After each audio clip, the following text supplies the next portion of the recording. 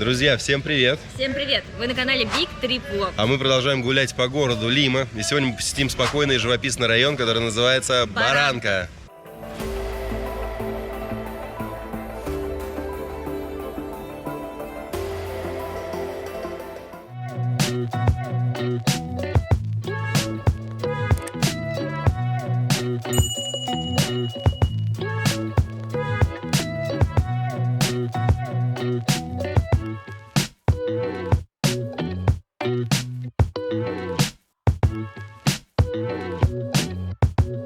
Сейчас мы гуляем по муниципальному парку Баранка.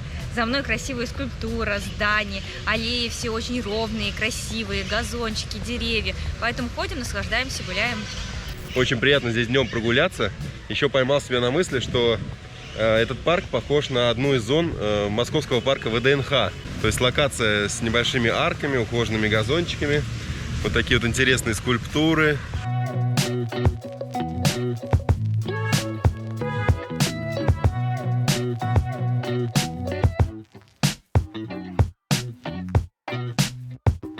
Как мы сумели разобрать, в парке установлены скульптуры местных художников, скульпторов. Здесь есть небольшое описание и даже QR-код, по которому можно пройти и попадете на страничку к этому скульптору.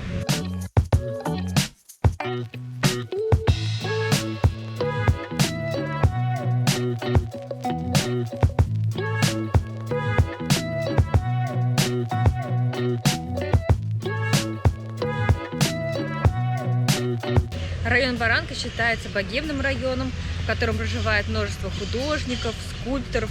Поэтому, находясь в этом районе, можно заметить, что здесь и архитектура необычная, маленькие красивые цветные домики, множество скульптур действительно. Есть дом художников. В один из них мы сегодня хотим зайти.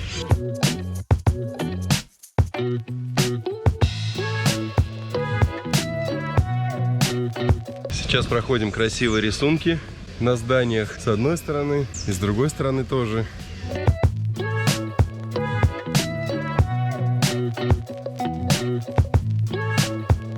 Прогуливаясь по райончику Баранка, вы обязательно придете к мосту, к которому приходят многие туристы. Он называется мост Вздохов. Вот сейчас он находится за моей спиной. Есть небольшая легенда о том, что если вы первый раз проходите по этому мосту, вы должны задержать дыхание, на середине моста загадать желание, дойти до конца, и это желание обязательно сбудется. Ну, давайте проверим. Все, прошли до конца, загадали желание. Одно на двоих. Чтобы закрепить наше желание, решили пройтись еще раз по этому мосту.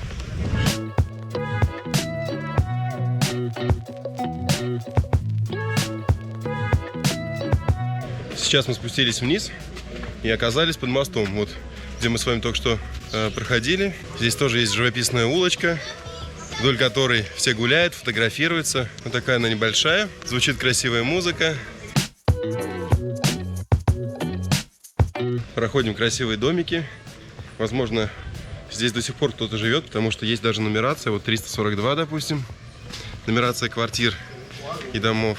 По этой улочке можно спуститься вниз до пляжа Баранко, до океана.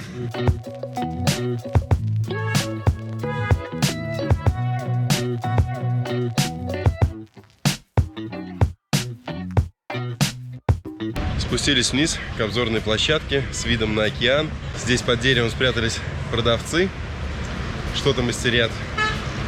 Ну а мы наблюдаем вот такой вид: шоссе скоростное, ну а также сам пляж, океан. Не так давно узнали в новостях, что произошел разлив нефти, и я думала, что сейчас вообще никто не купается. А тут мы выходим на обзорную площадку и видим много купающихся людей, счастливых, довольных. Я вот тоже на самом деле испугнулась.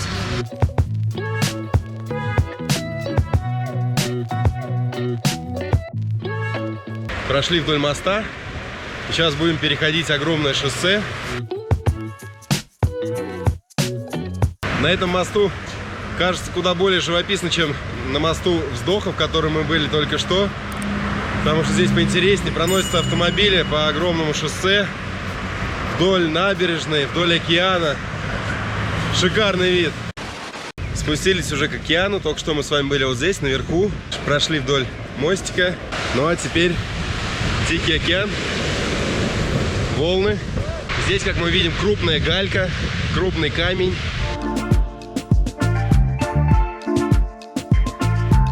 Огромные камни, валуны, песок глиняного цвета, грязная вода. Ничего из этого не пугает отдыхающих, они с удовольствием купаются, а кто-то даже берет этот песок, обмазывается, видимо, в каких-то лечебных целях. Специальный знак. Здесь даже бывает цунами, представляете? Либо цунами называют просто высокие волны, которые здесь время от времени бывают. В основном люди берут шезлонги, такие кресла раскладывают и садятся у берега океана. Но основной пляж находится чуть дальше. Мы сейчас к нему направляемся.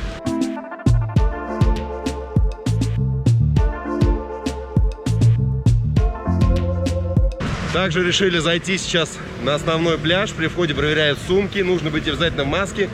А также показать вакцину в электронном виде.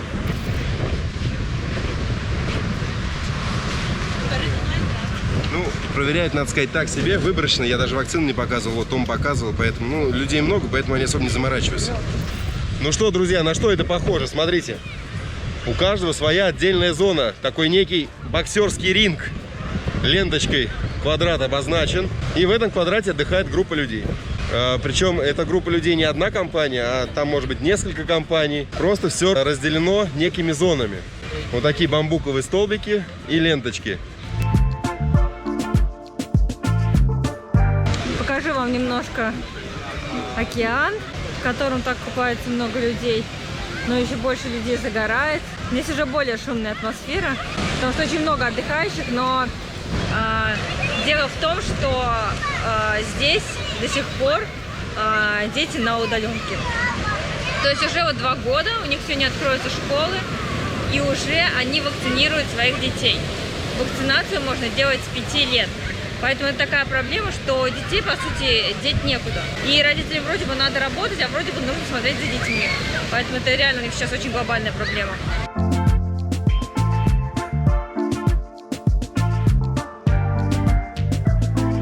После океана пришли обратно, увидели еще один красивый мост, вот такой желтый с граффити расписанный. Здесь тоже есть парк, где можно посидеть, отдохнуть, полюбоваться красотой.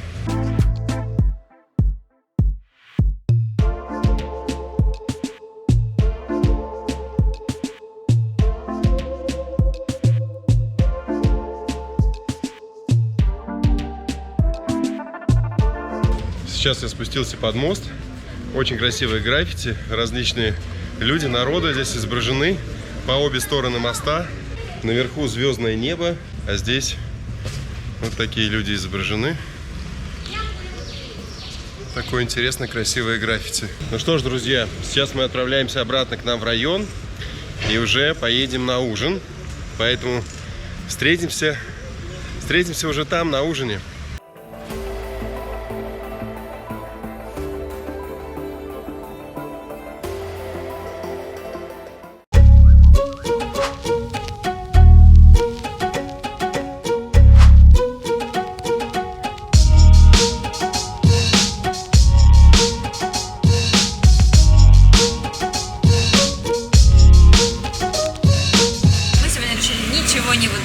Нашли себе японский ресторанчик недалеко от нашего отеля. Заказали себе напиточки. У Кирилла, как обычно, лесные ягоды. У меня манго. И у нас уже первая закусочка из тунца, риса.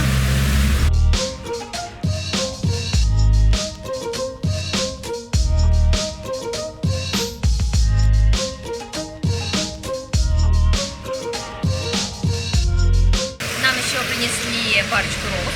Это у нас маки, знаменитые роллы в этом ресторанчике. И еще одни чигинкаро называются, тоже рыбка, сверху огурчик маринованный, зеленюшка. Но на что я хочу обратить внимание, это подача. Посмотрите, их выдают не в тарелочке, ну точнее как это тарелочка, но она сделана полностью из дерева. Закуска у нас на камушке.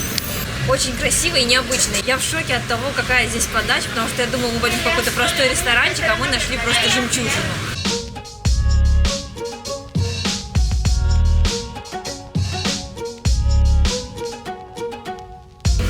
Ну что ж, пора пробовать наши вкуснейшие роллы. Кстати, изначально нам не подавали соевый соус. Потом мы попросили, нам сказали, хорошо, принесем. То есть, как бы, такое ощущение, что их можно и без соевого соуса употреблять. Ну, знаете ли, если они все будут такими нежными, то, думаю, нам вот этих 4 порций может быть недостаточно. Давайте попробуем еще другие. Вот, например, такие вот, как закусочка такая великолепная. Немножко макну чуть-чуть. Очень вкусно, очень нежно. И рис, и сама рыбка просто тает во рту. Просто тает во рту. И еще необычный такой здесь соус белый. Сложно описать. На какой-то йогуртовой как будто основе. Возможно, поэтому и не подают соевый соус изначально. Да, потому что они все соусы. Смотрите, просто замечательно. всё. И подача великолепная, и выглядит, посмотрите, потрясающе. Везде, естественно, используется авокадо, потому что в Южной Америке авокадо очень популярно, поэтому в роллы авокадо это перфекто. А еще нам принесли ролл, называется самурай. Сейчас мы до него доберемся. Кирилл снимал, как его делают. Ну, давайте самурай по счету идет. Опаленный ролл, сверху идет лосось, опаленный, внутри, естественно, авокадо, по-моему, здесь еще креветочка идет, нежнейший рис, посыпочка, кунжут, ну, то есть, потрясающая подача. А еще здесь очень приятные цены.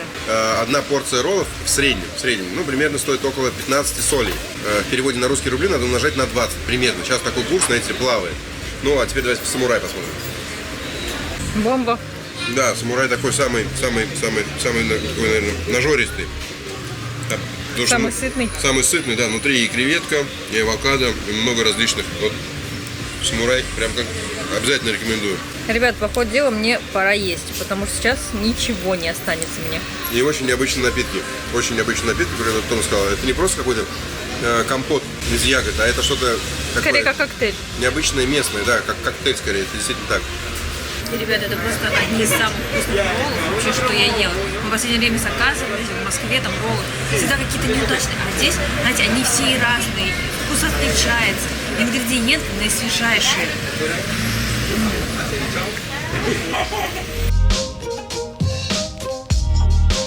Ребята, у нас здесь остался буквально один ролл, за который мы деремся. Еще один ролл. Но Да. мы не смогли удержаться, поэтому заказали еще фирменный ролл. Называется Аэромаки. Аэромаки. Они в панировочке с пикантным соусом, немножко остреньким. Выглядит все великолепно. Ну, давайте попробуем. Вы бы знали, как мы смели эти роллы? Буквально мы за 5 минут их съели. Они такие вкусные. Я не понимаю, что надо здесь сказать, чтобы было, ну, нормально. Блин, это просто великолепный ролл. И панировочка очень мягкая, смотрите. Просто нежнятинка, смотрите какая. Мне кажется, душа Кирилла сейчас просто супер довольна. Порции не очень большие, но такие потрясающие роллы. Действительно, давно не ели. Признаюсь честно, такую картину можно редко встретить, потому что так, чтобы мы съели вообще все, бывает реально редко. Безумно вкусно. Обязательно, если вы будете в Лиме, заходите в этот ресторанчик. Цены недорогие, роллы вкуснейшие. Великолепный день, великолепные роллы. Поэтому, друзья, если вы тоже это любите, и еду вкусную, и приключения, оставайтесь с нами. Пишите нам комментарии, задавайте любые интересующие вас вопросы. Всем пока. Всем пока, друзья. До новых встреч.